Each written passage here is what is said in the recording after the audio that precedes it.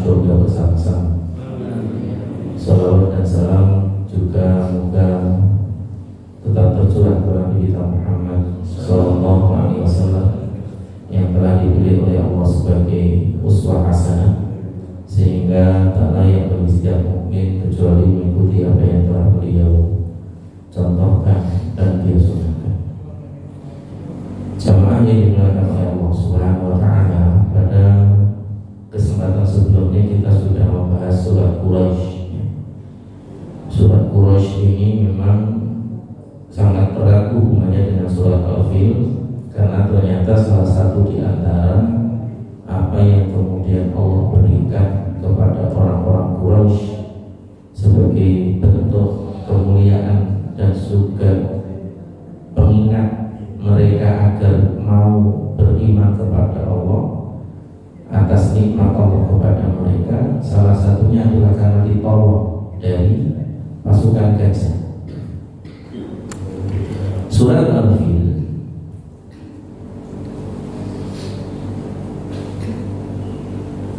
lima ayat yang kemudian Allah turunkan untuk menggambarkan tentang peristiwa luar biasa yang pernah terjadi tepat sebelum Nabi Muhammad lahir.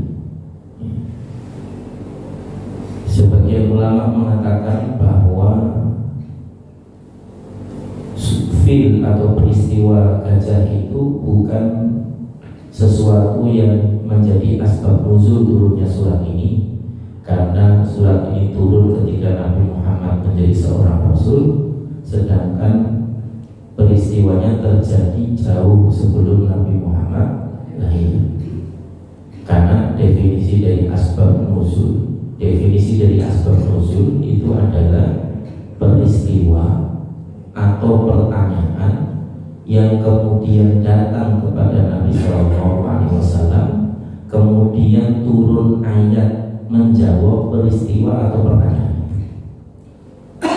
Seperti ketika kemudian Abu Lahab mengatakan tabban laka ya Muhammad, ketika Nabi Muhammad mulai dakwah jahriyahnya kepada penduduk Makkah saat itu, memanggil keluarganya Bani Hashim, Bani Abdul Muthalib dan penduduk Makkah secara umum, lalu kemudian dicela oleh Abu Lahab, maka turunlah firman Allah, tabbat yada abi lahab, tabbat yada abi lahab wa tab, sebagai asbab nuzul dari turunnya ayat ini.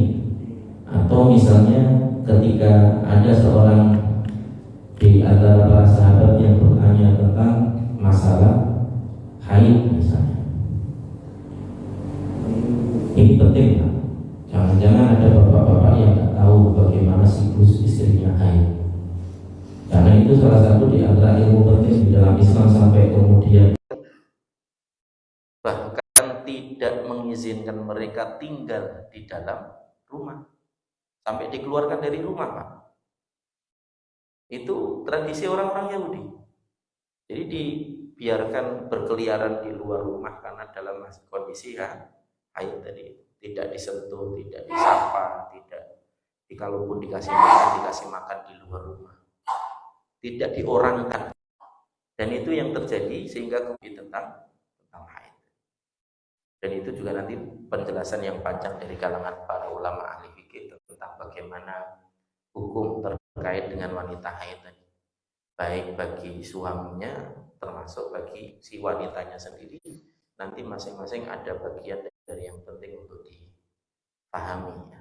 Kembali kepada surat Al-Fil tadi. Jadi peristiwa fil itu terjadi jauh sebelum Nabi lahir, sehingga asbab nuzulnya bukan peristiwa fil, meskipun Imam As-Suyuti mengatakan bahwa asbab nuzul dari surat ini adalah peristiwa fil tadi itu.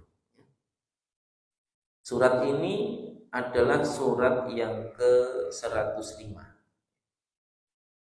Surat yang ke-105 yang kemudian termasuk dalam kategori surat yang awal-awal turun kepada Nabi. Jadi kalau di dalam tartib mushafnya itu surat yang ke-105. Tapi kalau di dalam tartib nuzulnya itu dia adalah surat ke-18. Jadi masih awal-awal, termasuk awal-awal surat yang turun kepada Nabi SAW setelah surat Al-Kafirun, ya, sebelum surat Al-Falaq. Jadi justru surat ini turun setelah surat Al-Kafirun, sebelum surat Al-Falaq. Dan ini bagian dari yang disebutkan oleh para ulama terkait dengan surat ini. Disebut Al-Fil karena memang di dalamnya menceritakan tentang peristiwa fil. Apa yang disoroti filnya? Ada orang Badui ikut sholat ke masjid. Ikut sholat ke masjid. Karena saking semangatnya dia pengen sholat di belakang imam, sholat di belakang imam. Yang dibaca surat An-Naml. Ternyata berdirinya panjang, lama, sampai kemudian akhirnya setelah selesai sholat dia gelisah bertanya sama imamnya, wahai imam, surat apa yang tadi kamu baca? Surat Naml. Naml itu artinya semut. Surat Naml, kata imamnya. Oh ya, berarti besok biar enggak ketempuan, tanya dulu sebelum sholat. Besok tanya dulu. Besoknya dia datang ke masjid lebih awal lagi, tanya dulu, wahai imam, hari mau baca surat apa? Kata imamnya, baca. Badui tadi itu mikir, semut aja lamanya begitu, gimana baca? Akhirnya pulang dia. Ya, akhirnya pulang. Inilah ini anekdot mengingatkan kita bahayanya jahil itu. Bahayanya bodoh itu di situ ya. Dia nggak tahu surat fil itu justru cuma 5 ayat ya. Dan ini bagian dari yang juga penting untuk diperhatikan. Ini anekdot aja tambahan ya. Kembali kepada surat fil tadi. Jadi kenapa disebut fil? Karena memang ada satu kebiasaan yang mencolok pada kisah Abroha, sebagaimana yang pernah saya sebutkan sebelumnya. Jadi salah satu di antara hewan yang digunakan sebagai kendaraan dalam perang itu adalah gajah. Abroha memakai itu, termasuk pasukan Persia nanti ketika dalam pertempuran pada masa Umar, ketika dipimpin oleh Sa'ad bin Abi Waqqas saat itu dalam keadaan sakit, sebelum dibantu oleh pasukannya Khalid bin Walid saat itu. Ya. Itu pasukan Persia juga menggunakan gajah. Karena di dalam peperangan 3 hewan ini istimewa. Kuda, unta, gajah. Masing-masing punya keistimewaan. Unta, dia mampu menempuh jarak yang jauh dengan sedikit minum dan maksudnya dengan waktu istirahat yang terbatas. Ya. Kalau kuda kan dalam jarak tertentu harus minum, harus istirahat. Kalau unta dia sekali minum untuk beberapa kali perjalanan tidak ada masalah. Ya. Tangkinya besar, irit mesinnya, ya. Irit bahan bakar ya. Karena dia punya penampungan air di sana. Jadi masing-masing ada efektivitasnya. Tapi untuk kecepatan kuda yang paling istimewa. Sat-set gitu ya. Berbeda dengan gajah. Gajah itu lambat, Pak, tapi kokoh ya. Makanya pasukan Persia termasuk pasukannya Abraha kenapa menggunakan gajah? Karena dia hewan yang paling kokoh. Bahkan diserang kayak manapun dia tetap berdiri, Pak. Kalau kuda serang kakinya jatuh, unta diserang kakinya jatuh. Tapi kalau gajah enggak. Kakinya itu ibarat tiang yang keras, enggak bisa enggak bisa dirobohkan dari kakinya. Makanya pada masa ketika perang Qadisiyah itu kan, itu yang diserang atas idenya Khalid bin Walid itu adalah apa? Mata, bukan kaki. Menyerang kaki gajah kita belum nyerang sudah keinjek Pak, habis. Akhirnya diserang, dipanah matanya tadi itu. Akhirnya kemudian gajah itu tumbang. Dan itu yang terjadi pada masa Khalid bin Walid. Jadi pasukan Abraha saat itu memang terkenal akan kekuatannya. Sampai dia berhasil menginvasi wilayah Jazirah Arab hingga wilayah Yaman. Yaman itu adanya di bagian selatan Saudi, bagian selatan, di bagian bawah. Jadi kalau Abraha, sebagaimana saya sebutkan kemarin, dia adalah jenderalnya kerajaan Habasyah.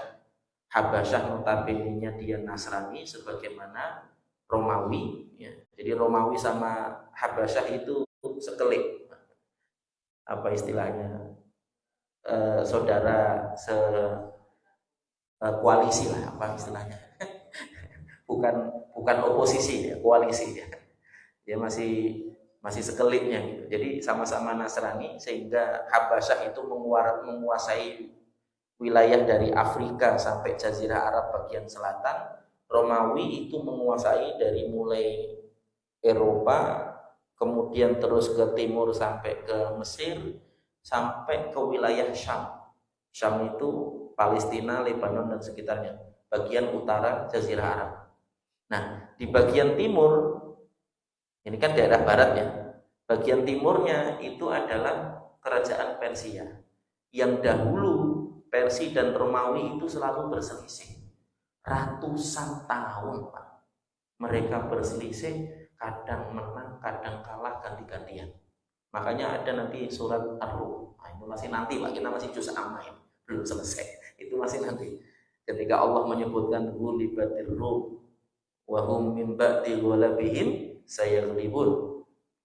Romawi itu kalah, dan nanti setelah kekalahan mereka akan menang, dan itu terjadi ratusan tahun Pak, kalah menang. Nah, Khalid bin Walid menaklukkan Romawi hanya dalam beberapa tahun saja. Begitu juga Persia, hanya dalam beberapa tahun saja. Itu hebatnya kaum muslimin. Makanya kita ini harus bangga dengan Islam kita. Makanya ngaji bukan hanya ngaji Quran, tapi ngaji sejarah Pak. Biar motivasi Islamnya itu ada gitu. Kita ini kadang-kadang ngaji ya cuma ngaji dari dulu belajarnya alif ba ta aja nggak nambah-nambah, ya kan? Ngaji tafsirnya, ngaji sejarahnya, biar semangat Islamnya itu tambah gitu. Jadi kita bangga jadi orang Islam, enggak istilahnya minder jadi orang Islam. Ya. Apalagi di Barat. Di Barat itu kalau kita minder aneh. Orang Barat aja itu takjub dengan Islam. Kita kok jadi orang Islam minder. Enggak usah minder, enggak bisa bahasa Inggris. Lalu dulu ada masanya orang Barat itu nulis surat cinta pakai bahasa Arab, dan itu kebanggaan bagi mereka. Pada masa Turki Utsmani itu, orang Eropa itu akan merasa bangga kalau bisa nulis surat ke pacarnya atau orang yang dicintainya tadi itu pakai bahasa Arab. Jadi kita harus bangga malah, walaupun orang bisa bahasa Arab ya nggak apa-apa, belajar ya pelan-pelan ya. Dan ini bagian dari yang juga penting untuk diperhatikan. Jadi fil tadi atau gajah tadi itu menjadi simbol kekuatan. Makanya kemudian digunakan oleh pasukan Abraha karena tujuannya adalah tahdid. Jadi tujuannya adalah menghancurkan, maka dia bawa hewan yang paling berpotensi besar membuat kehancuran paling besar, yaitu gajah. Nanti disebutkan di dalam tafsir Ibnu Katsir, gajahnya itu ada banyak, dan yang paling besar itu ada namanya. Mohon maaf kalau namanya sama, ini bukan karena kesengajaan ya, tapi ini karena memang disebutkan dalam riwayatnya bagian. Namanya Mahmud. Ya. Jadi disebutkan di dalam riwayat bahwa gajah yang paling besar itu namanya Mahmud. Jadi ketika kemudian dibawa sampai perbatasan Makkah saat itu, gajah tadi itu berhenti, didorong-dorong berhenti. Akhirnya kemudian ngecamp-lah pasukan Abraha tadi itu masih di luar wilayah Makkah. Hingga akhirnya kemudian dalam perjalanan panjang loh Pak, dari Yaman ke Makkah. Bagaimana kita kemarin ceritakan tentang Quraisy. Quraisy itu kan perjalanan panjang dari Makkah ke Yaman dan Makkah ke Syam. Aman. Alladzi at'amahum min ju'in wa amanahum min khauf. Aman. Gak ada gangguan. Itu sejak peristiwa Fil. Sedangkan Abroha itu dari mulai Yaman sampai Makkah, karena dia punya pasukan besar ya, halangan apapun ya diterabas, termasuk harta yang dilewati tadi itu, milik kabilah-kabilah dilewati diambil. Termasuk salah satunya adalah unta milik kakeknya Nabi Abdul Muthalib yang diambil sampai 100 ekor unta. Unta itu dulu harta orang Arab paling mahal. Makanya Nabi mengumpamakan pahala yang luar biasa bagi orang yang berhasil memberikan hidayah, menjadi wasilah hidayah bagi orang lain. Li ayyahdiyya bika rajulan wahidan khairul laka min humrin na'am. Sungguh engkau menunjuki satu orang itu lebih baik bagimu daripada 1 ekor unta merah. Unta merah itu unta paling mahal. Bahkan sampai hari ini, Pak, unta itu menjadi salah satu hewan paling mahal, terutama di Arab. Kalau jenengan pernah ke Dubai, Pak, kalau pernah ya, kalau enggak ya lihat di YouTube aja nggak apa-apa. Ya, nggak perlu ke sana, Pak, bahaya. Karena banyak artis Hollywood yang mampir ke sana itu hanya untuk nginep di Burj Khalifahnya itu. Jadi kamar yang presiden suite-nya itu yang 1 malamnya sampai berapa ribu dolar ya. Hanya untuk 1 malam, bayangin Pak. Ratusan juta hanya untuk 1 malam ya. Jadi di sana itu ada kalau di Dubai itu lihat mobil miliaran itu biasa Pak. Ferrari, Lamborghini, apalagi Cosnec ya, terus apalagi banyak ya. Dan berbagai macam merek-merek mobil mahal berjejer, parkiran khusus mobil-mobil mewah tadi ada. Tapi ada yang lebih mewah dari itu, Pak. Parkiran unta. Jadi di Dubai itu ada satu spot khusus di setiap fasilitas umum itu. Ada spot khusus parkiran unta. Jadi itu lebih bergengsi lagi daripada Lamborghini tadi itu. Jadi nggak perlu bangga punya Lambo, biasa aja. Ya, ada yang lebih istimewa unta tadi. Dan di sana masih sampai sekarang masih jadi takaran gengsi tadi. Makanya di sana kalau miara hewan itu menunjukkan gengsi itu macam-macam. Ada orang miara singa, miaranya harimau. Kalau kita miara kucing, sana miara mbahnya kucing tadi. Nah, itu orang-orang Arab memang kayak gitu Pak ya. Jadi kalau menunjukkan hegemoninya, menunjukkan kebesarannya tadi, sebagaimana Abraham. Ketika kemudian dia menyerang Ka'bah, dia menunjukkan hegemoninya dengan membawa hewan paling besar. Ya. Sampai merampas 100 ekor unta milik Abdul Muthalib. Ketika datang Abdul Muthalib menemui Abraham tadi, Abraham itu sempat segan karena kewibawaan dan juga pribadi dari Abdul Muthalib yang kemudian sangat berwibawa ya. Ketika datang dia sudah sempat down karena melihat orang yang karena melihat sosok Abdul Muthalib tadi, karismanya tadi sangat berkarisma. Ketika kemudian masuk, ternyata yang diminta apa? Yang diminta unta. Jadi berbalik, yang awalnya sudah sempat segen tadi itu jadi kaget. Hah? Kamu kesini cuma minta unta, padahal saya mau menghancurkan tempat ibadah kamu. Kata Abdul Muthalib sederhana, adapun unta itu adalah milikku, makanya saya minta. Sedangkan yang kamu mau hancurkan itu ada pemiliknya sendiri. Nanti dia yang akan menjaganya. Dari situ tambah ngeper, Pak. Ya. Dia bingung awalnya nggak maksud apa yang kemudian dikatakan oleh Abdul Muthalib tadi. Maka kemudian Abdul Muthalib membawa untanya, karena untanya tadi diberikan, ya sudah, tujuannya siapa? Abroha tadi itu tidak terhalang, kemudian dia berangkat besoknya dia berangkat untuk menghancurkan Ka'bah. Jadi nggak ada yang menghalangi, bahkan penduduk Makkah saat itu dibawa oleh Abdul Muthalib naik ke gunung-gunung agar kemudian tidak terkena efek dari serangan pasukan Abraha tadi. Dan ternyata betul. Besok paginya semua gajah tadi itu dikerahkan, dan setiap gajah tadi itu setiap kali mengarah ke Ka'bah berhenti balik arah. Setiap kali diarahkan ke Ka'bah lagi berhenti balik arah lagi. Sampai ditusuk-tusuk, sampai dipaksa-paksa. Akhirnya kemudian gajah itu malah justru menderum, deprok. Deprok itu apa bahasa Indonesianya? Ya deprok. Sampai deprok gitu ya. Akhirnya diberdiriin lagi, didorong-dorong lagi, nggak mau. Dari depan ditarik, dari belakang didorong sambil ditombak-tombak untuk dorong gajahnya maju tadi.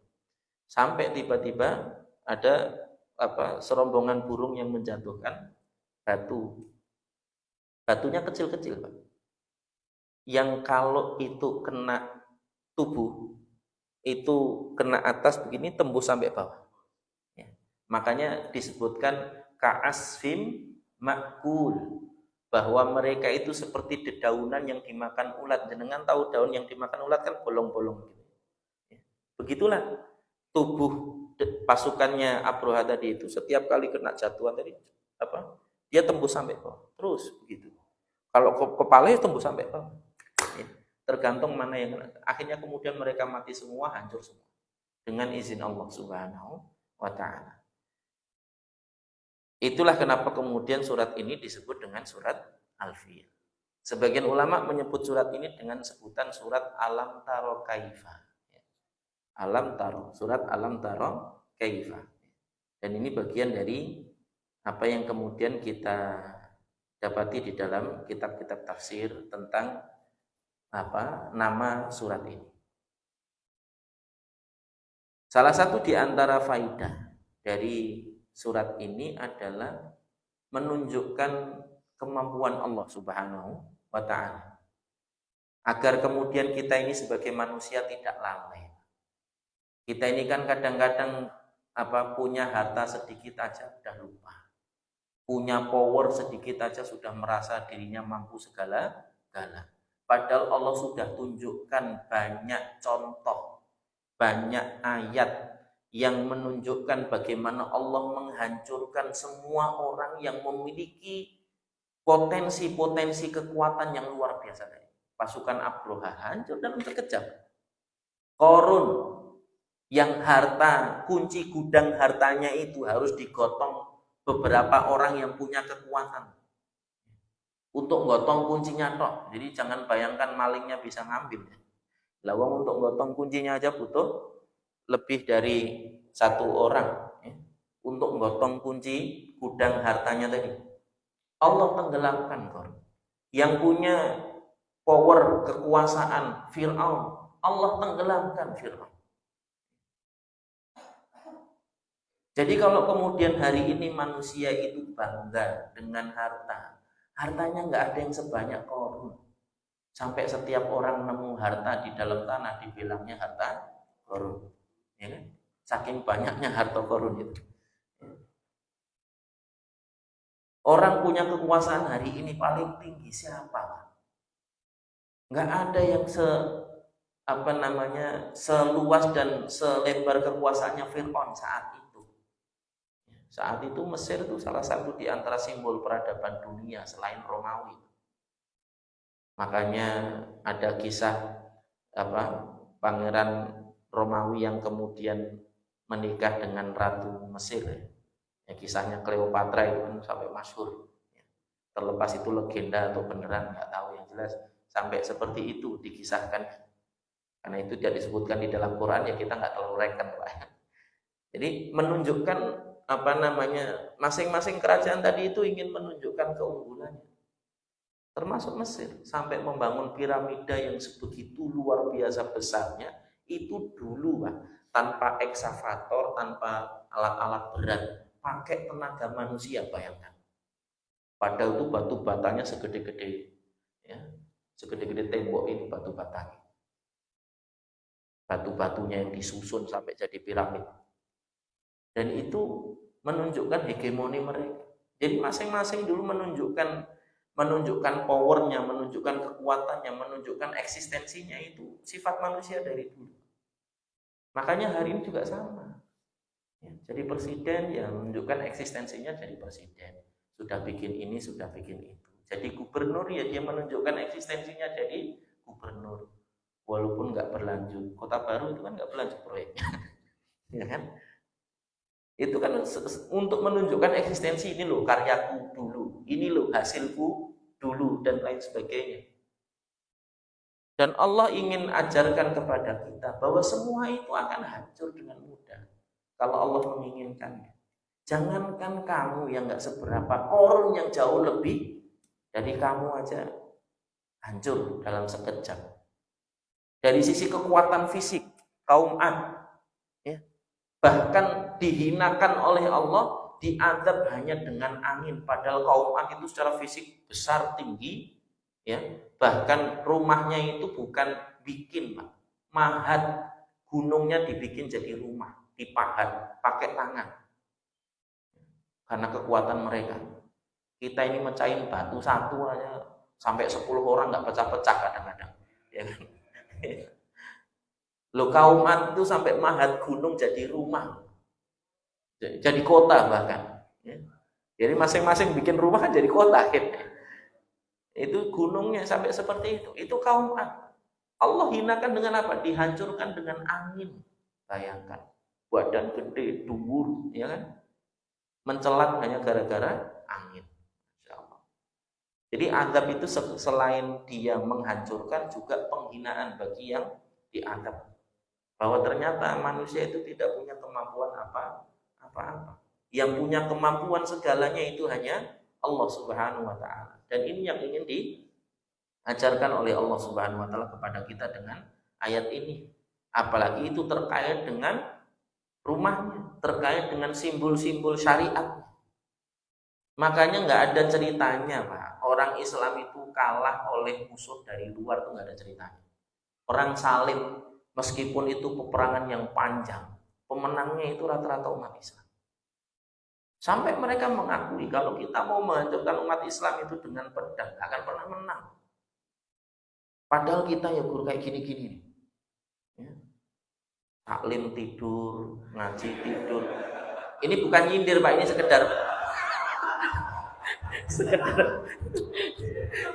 ini pengingat saja, ya kan. Taklim tidur, ngaji tidur, sholat pun kadang-kadang masih ketiduran. Kok ya ditakuti gitu loh maksudnya. Ya, tapi ya begitulah. Karena Allah menjaga kita. Sampai kemudian salah satu di antara apa yang diucapkan oleh Nabi ketika kemudian bersama dengan Abu Bakar di Gua Thur saat dikejar oleh orang-orang Quraisy ketika dalam perjalanan hijrahnya ke Madinah, apa katanya, Pak? La tahzan innallaha ma'ana. Janganlah engkau bersedih, sesungguhnya Allah bersama kita. Makanya ada kalimat yang kemudian harus sering kita ulang-ulang, kalimat, terutama di bulan Ramadan ini, adalah kalimat la haula wala quwwata illa billah. Tidak ada daya dan upaya kecuali dari Allah Subhanahu wa taala. Makanya ulang-ulang untuk menanamkan pada diri kita, menginternalisasi pada diri kita kalimat bahwa Allah itu yang mampu segalanya. Kita nggak mampu apa-apa. Itu perlu untuk ditanamkan. Karena nanti banyak ayat, banyak surat yang menceritakan tentang bagaimana Allah menjadikan sesuatu yang dalam logika manusia itu nggak mungkin. Allah mampu mengatur sedemikian rupa orangnya tidak hancur dalam waktu yang cukup lama. Kisah Ashabul Kahfi, ya kan? 300 tahun Masehi atau 309 tahun Hijriah. Jasadnya utuh, bahkan bisa hidup kembali. Waktu itu milik Allah. Makanya sampai Nabi pernah mengatakan di dalam sebuah hadis, innallaha huwad dahr. Sesungguhnya Allah itu adalah waktu itu sendiri. Karena kita mengenal wal awwalu wal akhiru. Dialah yang paling awal dan yang paling akhir. Yang paling awal yang tidak ada sesuatu pun sebelumnya, dan yang paling akhir yang tidak ada sesuatu pun setelahnya. Makanya Nabi mengatakan innallaha huwad dahru, sesungguhnya Allah itu adalah pemilik waktu itu. Fala tasubbud dahra, maka janganlah kalian mencela waktu. Panas, siang-siang, panas kayak gini, bikin malas aja. Nggak boleh Pak ngomong kayak gitu. Baru jemur baju mak-mak, panas, tahu-tahu gelap hujan. Ya Allah, baru dikeluarin. Akhirnya ngedumel. Nggak boleh. Itu mencela waktu. Yang seperti itu tidak diperbolehkan. La tasubbud dahra fa innallaha huwad-dahr. Janganlah kalian mencela waktu, karena sesungguhnya Allah itu adalah pemilik waktu. Jadi kalau kita mencela waktu, seakan-akan kita mencela Allah Subhanahu wa ta'ala. Ya sore, ya pagi, ya udah subuh lagi, dan lain sebagainya. Ya puasa lagi deh, dan seterusnya. Nggak boleh kayak gitu. Dan ini bagian dari yang juga penting untuk dijadikan sebagai perhatian. Allah mampu menjadikan waktu yang sekian panjang itu dalam waktu singkat. Sebagaimana waktu dunia kita nanti itu akan terasa singkat, Pak. Hanya sekejap seperti waktu duha atau sekejap seperti waktu sore saja. Nyet sudah malam, nyet sudah siang. Begitulah. Yang satu hari di akhirat itu seperti 1000 tahun dalam hitungan kita di dunia. Nggak ada apa-apanya kita ini. Makhluk apa yang hari ini paling besar? Itu semuanya di bawah genggaman Allah Subhanahu wa ta'ala. Gunung yang sebesar itu kan. Yang kadang-kadang kita naik gunung aja tersesat. Saking besarnya. Dikiranya belok kanan, ternyata harusnya belok kiri. Padahal ya gunungnya itulah, nggak gerak kemana-mana kan. Kitanya yang bergerak. Itu aja masih salah. Menunjukkan ketidakmampuan kita. Makanya kadang-kadang aneh, manusia itu makhluk kecil, tapi apa istilahnya? Kemaki ini, masya Allah, kemaki itu apa ya? Bukan ngeyel Pak, ngeyel itu beda lagi. Sombongnya masya Allah. Makanya Allah menyebut manusia itu dengan sebutan yang banyak dan itu jelek-jelek semua Pak. Wa kanal insanu qatura. Manusia itu betul-betul pelit. Jadi kalau jenengan ketemu manusia pelit, itu manusia tulen. Ya. Wa kanal insanu zaluman jahula. Manusia itu zalim lagi jahil. Maka kenapa lawang gunung dikasih amanah nolak, langit dikasih amanah nolak, padahal itu makhluk-makhluk Allah yang besar. Ya. Bumi dikasih amanah nolak. Manusia cilik mentisil dikasih amanah terima Pak. Lo agak syariat ini kan amanah ya. Dan itu justru manusia yang menerimanya. Padahal itu kalau kita menerima amanah itu Pak, potensi berbuat zalimnya itu besar. Makanya orang yang paling berpotensi berbuat zalim itu orang yang punya amanah tadi. Entah berupa jabatan, entah berupa kewenangan, entah berupa keuangan, entah berupa apapun itu. Termasuk kita sebagai orang tua memiliki amanah anak. Termasuk kita sebagai suami memiliki amanah seorang istri. Kadang-kadang kitanya berbuat zalim, tidak menjalankan amanah itu dengan benar dan baik.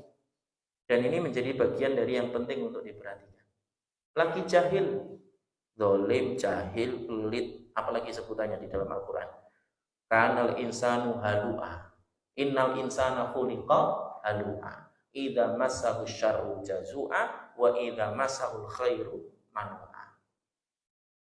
Zalim, bakhil, kemudian jahil, tambah lagi suka sambat, tukang ngeluh.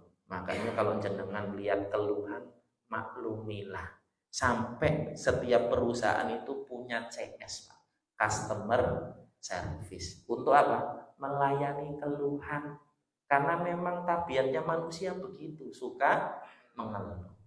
Makanya jenengan jadi suami, ya harus siap-siap menerima keluhan. Keluhan istri, keluhan anak, namanya suami. Pimpinannya kan di suami. Kepala keluarganya kan di seorang ayah. Makanya namanya pimpinan harus siap menerima keluhan. Agak aneh kalau jadi pemimpin kok nggak mau dapat keluhan dan kritikan. Itu aneh. Lah wong memang sifat dasarnya manusia suka mengeluh. Ya. Itu istrinya satu, Pak, bayangkan. Gimana kalau 4 anaknya? 8 anaknya, 10 anaknya, ya. Berarti 1 istri tambah 10 anak. Apalagi 2 istri tambah 20 anak. Keluhannya lebih banyak, ya. Makanya jangan terlalu banyak mimpi, ya. Yang realita itu aja yang digarap, gitu maksudnya, ya. Bapak-bapak ini seringkali mimpinya 2, 3, 4. Padahal si jiwe sambat. Nah, ini masalahnya. Ini bagian dari juga penting untuk dijadikan sebagai perhatian, ya.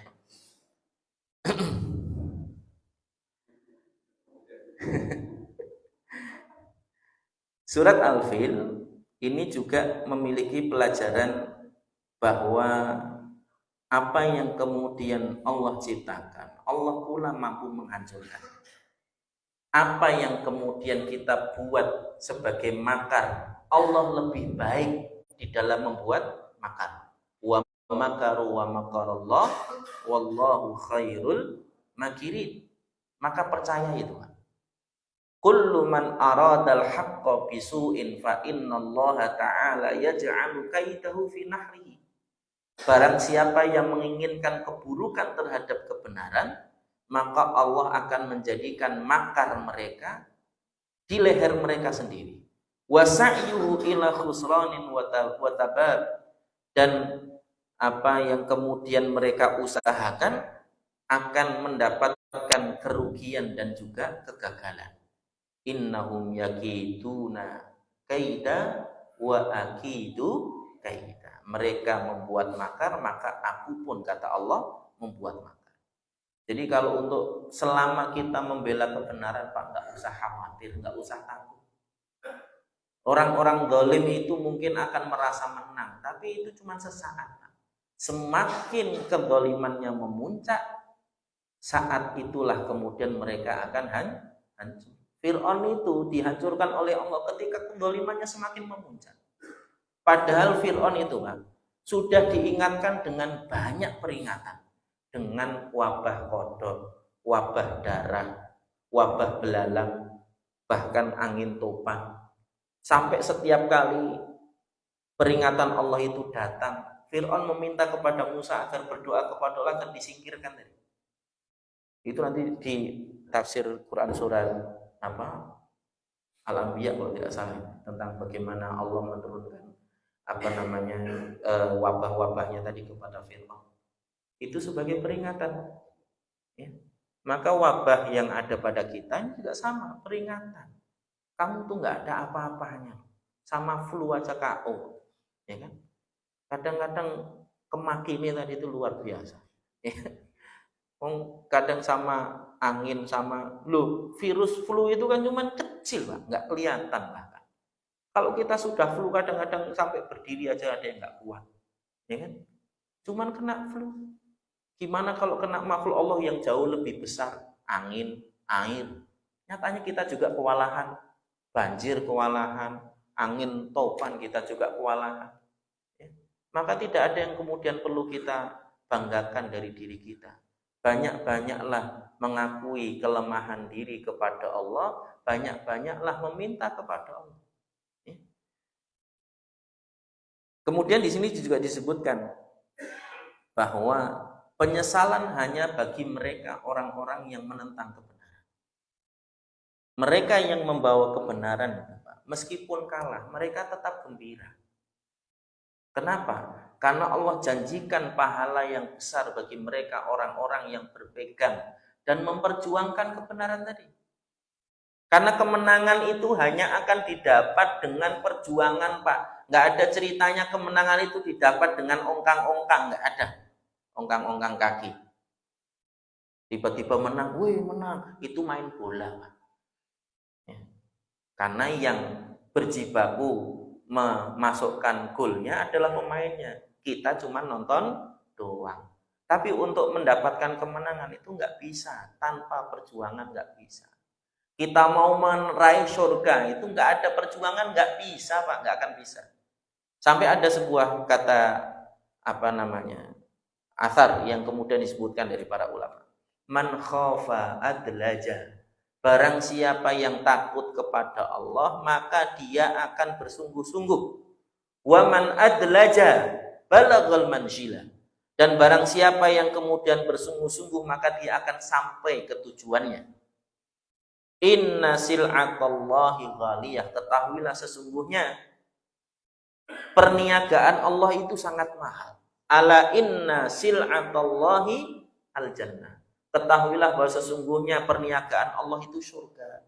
Surga itu mahal. Bahkan disebutkan di dalam sebuah hadis, khuffatil jannatu bil makari. Surga itu dikelilingi dengan hal-hal yang dibenci, tidak disukai, harus butuh perjuangan. Orang tuh kalau berjuang nggak ada yang seneng, Pak. Wong berjuang itu susah. Ya, jangan dikira perjuangan itu seneng. Yang seneng itu yang menikmati hasil perjuangan tanpa berjuang.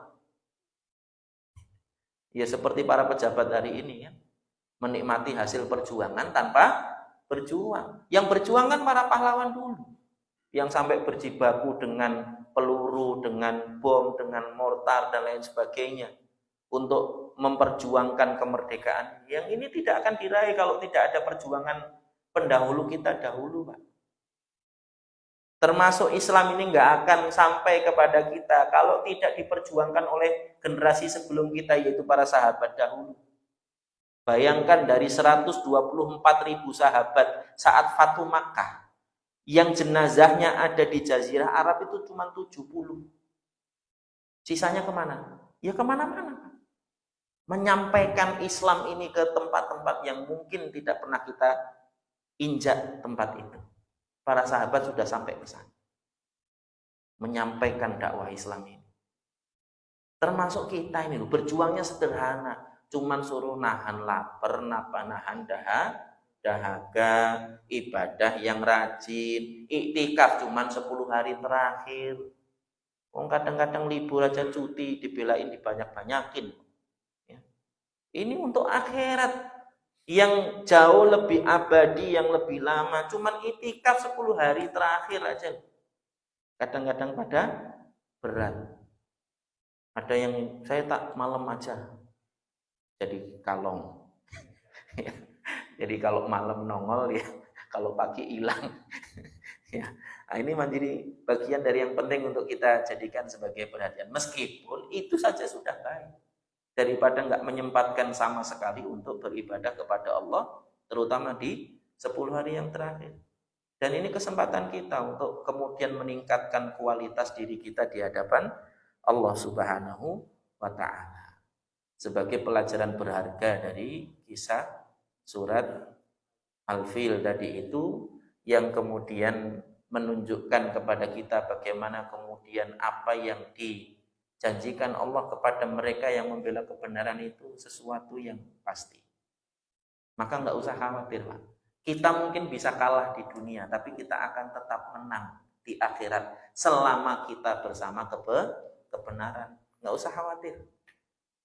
Kalaupun kemudian kita termasuk yang bertahan di dunia ini, mendapatkan berbagai macam bentuk kezaliman dari orang-orang yang menentang kebenaran tadi itu, bersabarlah.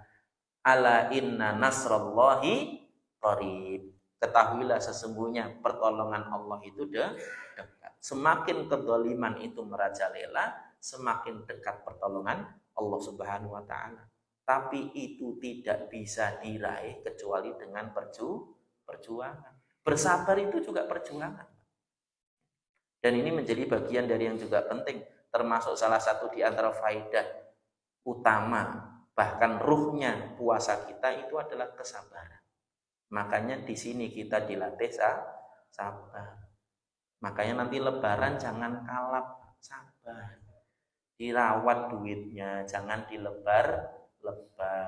ya beli secukupnya saja, nggak usah berlebihan. Ya baju baru ya ala kadarnya. Kalau ada, daripada beli baju baru mending disimpan buat sedekah atau buat amal yang lain yang lebih utama. Wong lebaran nggak harus bajunya baru. Yang penting imannya terus baru. Ini harusnya diusahakan. Wallahu a'lam bishawab. Demikian barangkali ya, yang sedikit ini bermanfaat bagi kita semuanya, memotivasi kita untuk terus gigih di dalam memperjuangkan kebenaran ini, mengamalkan syariat ini. Kita ini sudah jauh lebih mudah, Pak. Enggak seperti zaman sahabat yang mereka suruh sholat tapi juga suruh perang. Kita ini cuma suruh sholat doang, cuma suruh puasa doang, Pak. Cuma suruh mengamalkan syariat tanpa perlu banyak kerepotan dan kesulitan sebagaimana dulu para sahabat. Maka gigihlah, semangatlah, berjuanglah supaya nanti ketika kemudian kita mencapai Id, kita dalam keadaan betul-betul merasa menang. Kenapa? Karena kita sudah memperjuangkan kemenangan itu. Nanti di akhir Ramadan kita termasuk di antara yang mendapatkan Lailatul Qadar. Ya. Ketika kita memperjuangkannya. Kalau nggak memperjuangkannya ya nggak dapat apa-apa. Faman hurima khairoha faqad hurim. Barang siapa yang diharamkan dari kebaikannya, maka dia tidak akan mendapatkan apa-apa. Ini kesempatan langka, belum tentu datang lagi pada kita karena kita tidak tahu usia kita, maka kita manfaatkan sebaik-baiknya. Wabillahi taufiq wal hidayah. Wa sallallahu ala nabiyyina Muhammadin wa ala alihi wasallam. Subhanakallahumma wa bihamdika asyhadu an la ilaha illa anta astaghfiruka wa atubu ilaik. Mohon maaf atas salah kata, salah ucap, salah tingkah. Wassalamualaikum warahmatullahi wabarakatuh.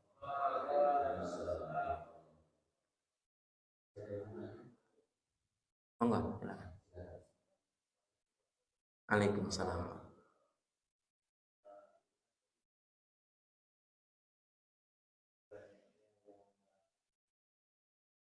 Betul. Betul.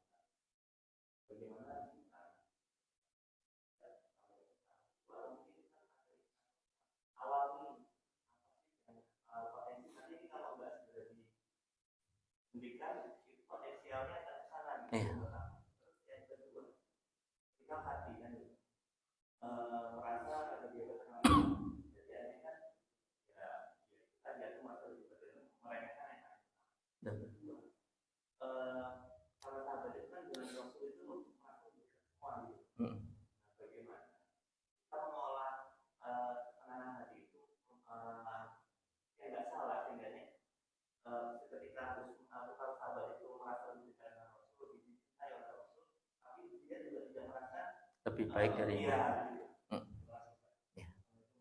Waalaikumsalam warahmatullahi wabarakatuh. Tadi sebagaimana saya sampaikan bahwa setiap manusia punya potensi itu, merasa harus menunjukkan eksistensinya, menunjukkan kehebatannya, menunjukkan betapa luar biasa dirinya.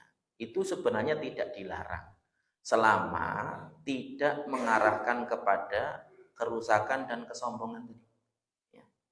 Iblis itu Allah hancurkan, Allah laknat karena sombong. Fir'aun itu Allah hancurkan juga karena sombong. Qarun Allah hancurkan karena sombong. Termasuk Abraha juga sama, karena kesombongannya. Itu nanti kisah panjang bagaimana Abraha membangun gereja yang sangat besar dan tinggi, ya, untuk nyanyi Ka'bah tadi itu, menunjukkan berbagai macam hal bentuk penentangan kepada kebenaran. Nggak mau menerima kebenaran itu dan lain sebagainya. Dan itu semuanya kisah yang cukup panjang. Bagaimana kemudian ketika kita memiliki sesuatu, memang potensinya tadi akan mengarahkan kepada kesombongan. Maka yang perlu dihati-hati adalah indikator kesombongannya tadi. Apa indikator kesombongan itu? Kata para ulama, al-kibru batorul haqqi wa ghamtun nas. Sombong itu adalah menolak kebenaran dan meremehkan orang lain. Kalau ada dua unsur ini, hati-hati. Berarti kita harus banyak mencontoh bagaimana dulu para salaf menaklukkan kesombongan. Ada dulu seorang ulama besar, lagi ngajar murid-muridnya. Ya. Tiba-tiba ibunya manggil. Ya dia datang. Di satu sisi itu teladan yang baik, bahwa seorang anak itu harus patuh kepada orang tuanya. Di sisi lain, ingin menunjukkan kepada murid-muridnya bahwa tidak layak kita itu sombong. Apa yang kemudian diperintahkan ibunya sederhana, Pak. Cuman suruh ngasih makan ayam. Sama ibunya suruh ngasih makan ayam. Loh, namanya orang tua perintah ya sudah. Walaupun dia seorang ulama besar, ya dia tetap datang ke ibunya, ngambil pakan ayamnya, ngasih makan ayam. Itu di hadapan murid-muridnya. Dan gak gengsi. Kenapa? Untuk menaklukkan kesombongan dalam diri. Ada bahkan dulu seorang ulama juga dari kalangan para salaf, yang ketika kemudian setiap kali timbul indikator kesombongan dalam hatinya, dia segera ambil sapu, Pak. Padahal dia kaya, pembantunya banyak. Dia ambil sapu, dia sapu rumahnya. Sampai sama pembantunya, nggak usah Pak, sini saya aja. Nggak usah, kamu duduk aja.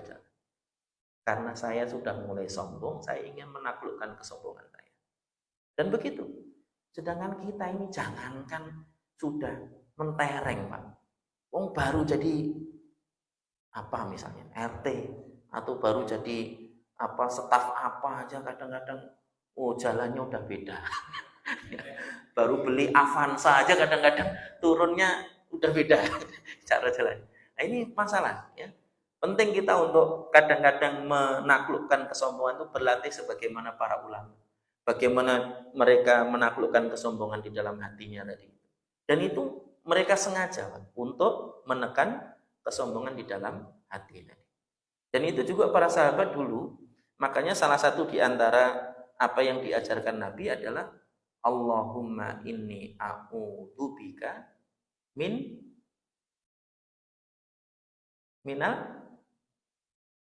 su'il kibari. Su'il kibar itu sebagian maknanya adalah buruknya kesombongan. Tapi sebagian makna adalah buruknya masa tua. Ya. Kenapa al-kibru dengan al-kabiru itu asal katanya sama, Pak?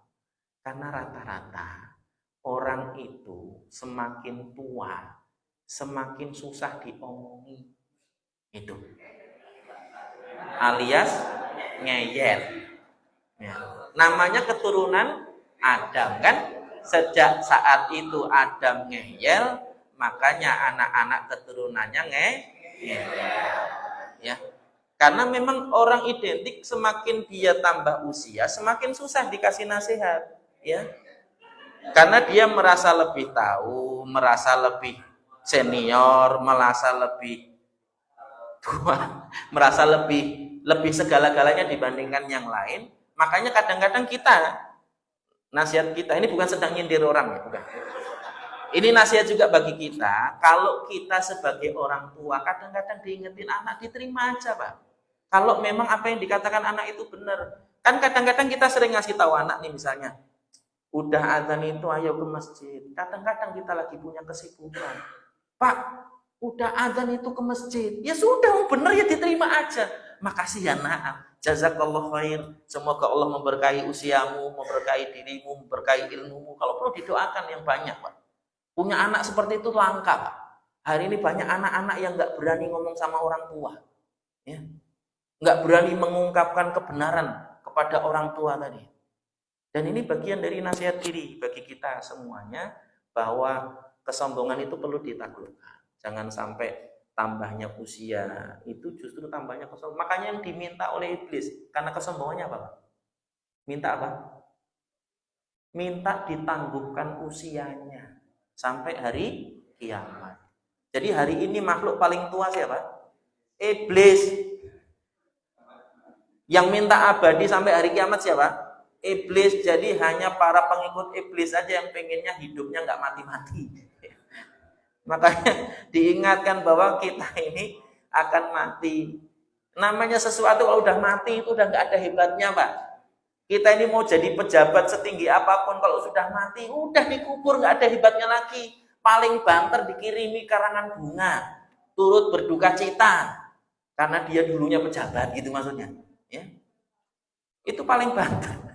Itu juga formalitas. Itu pun udah gak bisa baca lagi, orang udah mati. Iya, ini bagian dari yang juga penting. Supaya kemudian kita ini betul-betul termasuk di antara mereka yang diselamatkan oleh Allah dari sifat sombong. Karena dosa makhluk pertama kali itu adalah kesombongan. Itulah yang menjadikan iblis dilaknat oleh Allah Subhanahu wa Ta'ala. Dan ini penting untuk diperhatikan. Nah, nanti di dalam mengelola hati, bagaimana kemudian kita bisa terhindar dari sombong, itu nanti sesi tersendiri insya Allah. Ada banyak hal. Makanya termasuk salah satu ilmu yang harus kita pelajari ini, Pak, ada 4. Halal haram dalam hal akidah, halal haram dalam masalah ibadah, halal haram dalam masalah muamalah, dan yang keempat adalah ilmu tentang tazkiyatun nufus, tentang hati. Bagaimana menghidupkan hati, menyelamatkan hati dari berbagai macam penyakit hati, sombong, iri, dengki, dan berbagai hal tadi. Ya. Itu nanti di sesi yang lain insya Allah.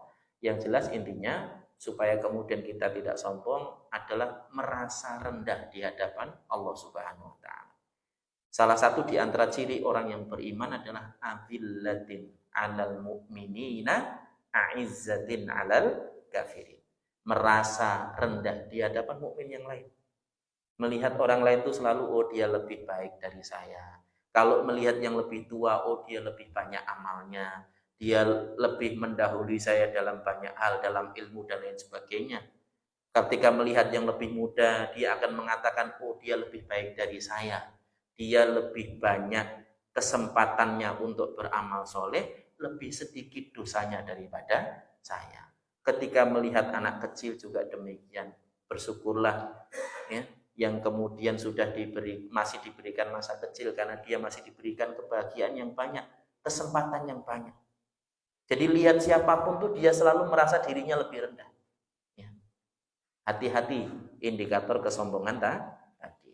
Tawadhu itu bagian dari apa yang diajarkan oleh Nabi kepada kita, merasa rendah di hadapan sesama muslim yang lain, tidak pernah merasa tinggi.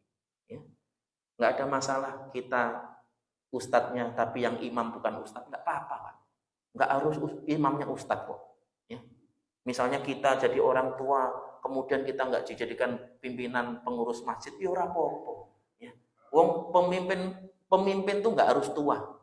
Malah kasihan kalau pemimpinnya sudah tua. Sudah tua masih suruh mimpin gitu kan kasihan. Makanya kalau sudah tua ya tahu diri.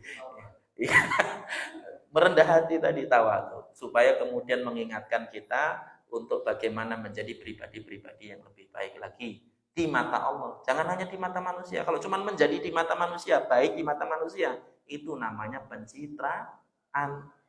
Kalau di mata Allah itu baru menjadi baik, yang ikhlas itu adalah menjadi baik di mata Allah. Wallahu a'lam bishawab. Begitu Mas ya. Mudah-mudahan mewakili pertanyaan tadi ya. Cukup saya kira.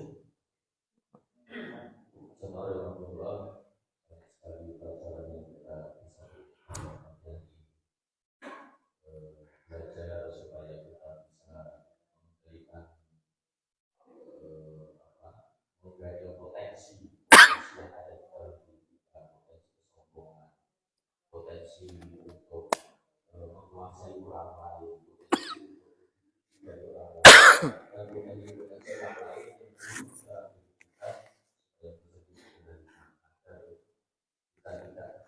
tidak menjadi cerminan dari Fir'aun, tidak menjadi cerminan dari Abraham, tidak menjadi cerminan dari